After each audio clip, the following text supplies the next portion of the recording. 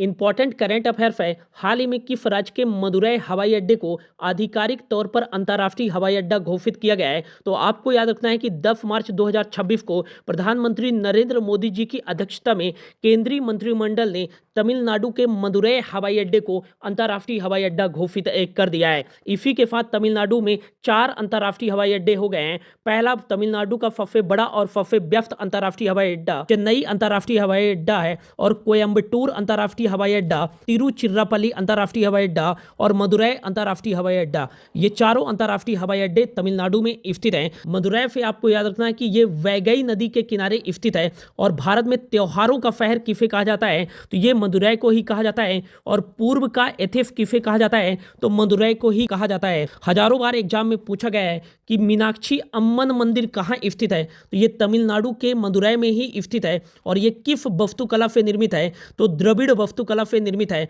और ये किस देवता को समर्पित है? तो माता मीनाक्षी अर्थात पार्वती माता और भगवान सुंदरेश्वर भगवान शिव जी को समर्पित है। और तमिलनाडु की राजधानी चेन्नई है और यहाँ के मुख्यमंत्री M.K. स्टालिन है और हाल ही में यहाँ के गवर्नर राजेंद्र आर्कलेकर बने हैं। तमिलनाडु की उत्तरी सीमा आंध्र प्रदेश और कर्नाटक के साथ लगती है। तमिलनाडु की पूर्वी सीमा केरल के साथ लगती है। तमिलनाडु की दक्षिणी सीमा हिंद महासागर के साथ लगती है और तमिलनाडु की पूर्वी सीमा बे ऑफ बंगाल के साथ लगती है। हाल ही में भारत का पहला डाई स्काई पार्क किस राज्य में स्थापित किया जाएगा? तो ये तमिलनाडु राज्य में ही स्थापित किया जाएगा। भारत नाट्यम शास्त्रीय नृत्य किस राज्य का शास्त्रीय नृत्य है? तो ये तमिलनाडु राज्य का ही शास्त्रीय नृत्य है। पोंगल और जलीकट्टू फसल उत्सव कहाँ का उत्सव है? तो ये तमिलनाडु का ही उत्सव है।